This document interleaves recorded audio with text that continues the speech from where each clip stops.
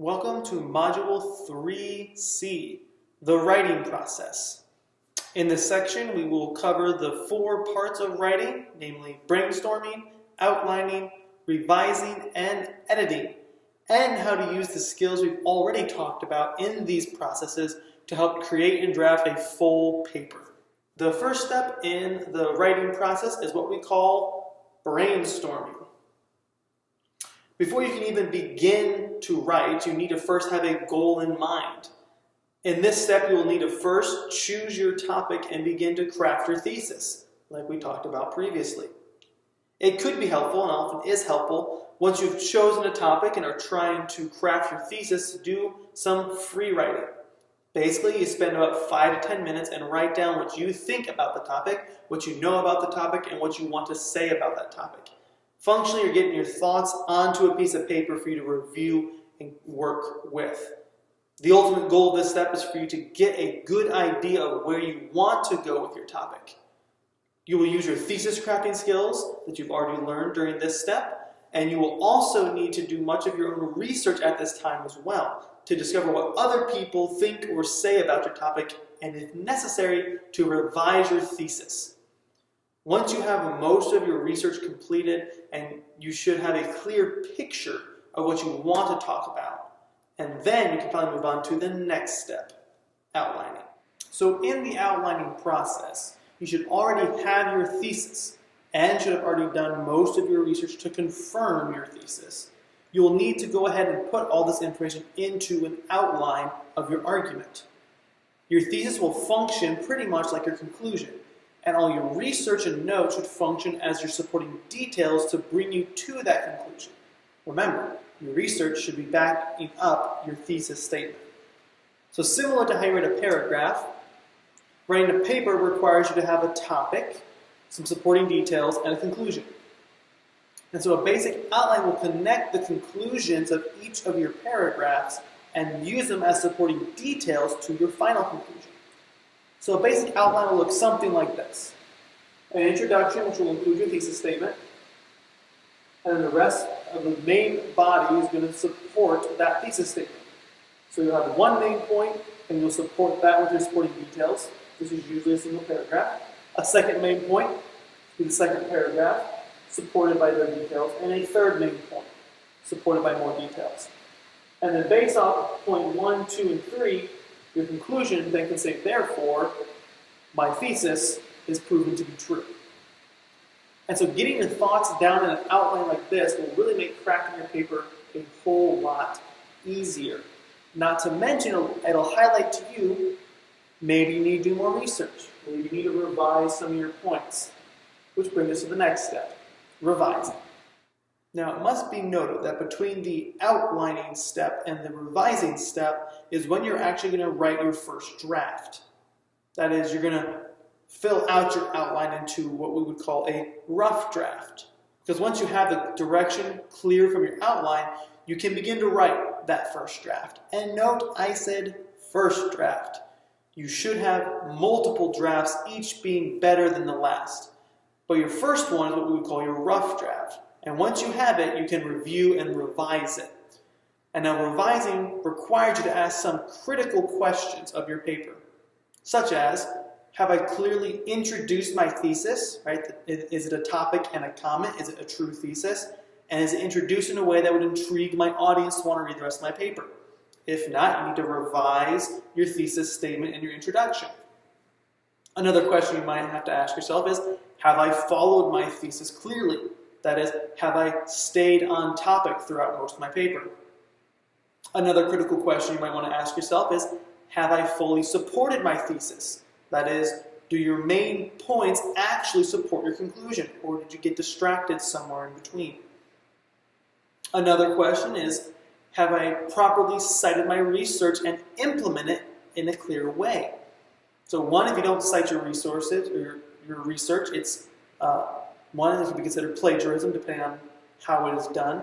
But also, if it's not implemented in a clear way, they may not understand why you're using that source in the first place. So both of those things must be done properly. Another question is my own logic, not just the logic of other sources I'm quoting, but is my own logic and the transition between my ideas clear so that the reader can follow down towards my conclusion. If it's not clear how you're connecting your main point 1 to your second main point, chances are they're not going to follow you all the way down to your conclusion, and they're going to end up being confused. A similar question is my order of how I present my main points actually make the most sense? Sometimes it may be better to make your third point your first point and introduce it and make it a more logical, clear flow between those points. And so when you're looking at your paper, you should ask some of these critical questions. Can I rearrange the data to make more sense to the audience I'm talking to? And finally, another question you might ask is, do I have a definite and clear conclusion at the end of my paper? You might give a lot of facts and details, but if you don't have a conclusion, what's the point of your paper? You're trying to argue for something, especially in academic papers. Most often you're not just doing plain reporting, but usually you're reporting data to argue for a conclusion. And there's many other questions you should ask yourself, but ultimately you really need to be asking, how can I get this paper to be more clear and more convincing? Once you have found potential problems and made the necessary changes, then you can finally move on to the final step, editing.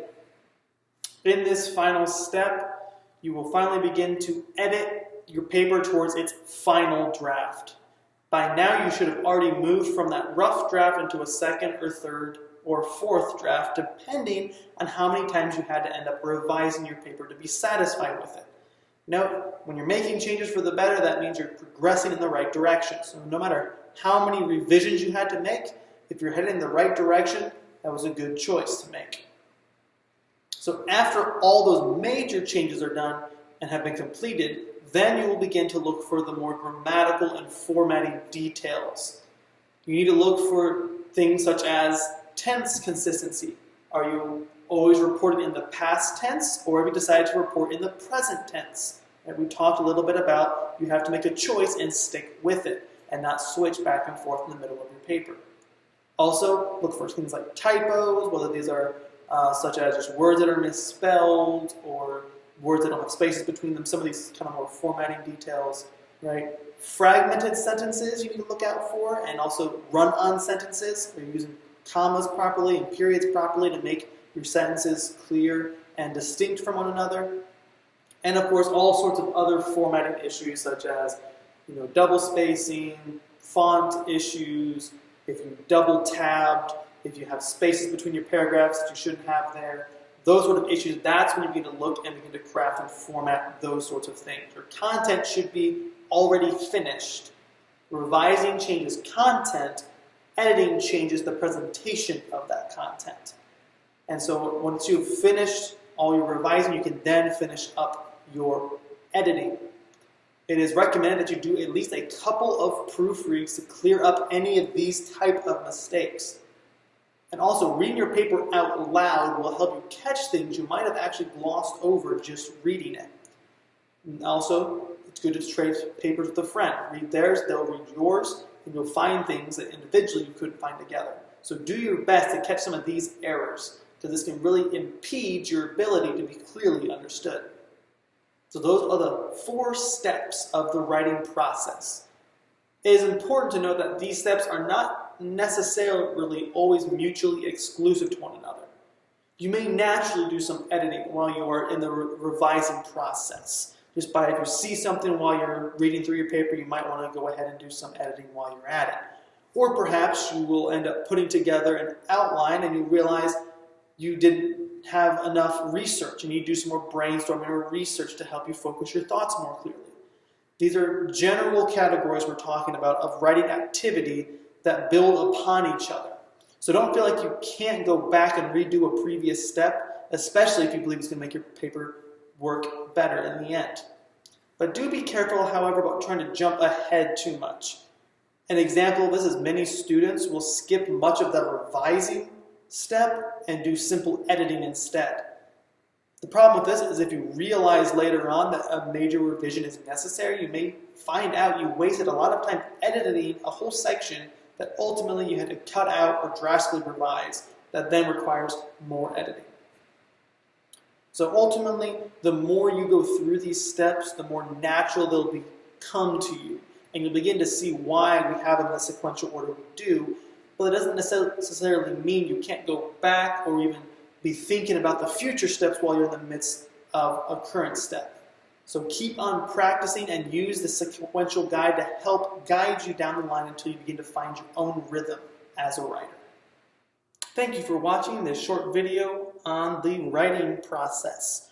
Ultimately, I hope this video helps focus your thoughts around how you can craft better papers for all your various assignments. If you need to have any questions answered, feel free to leave those in the comments below.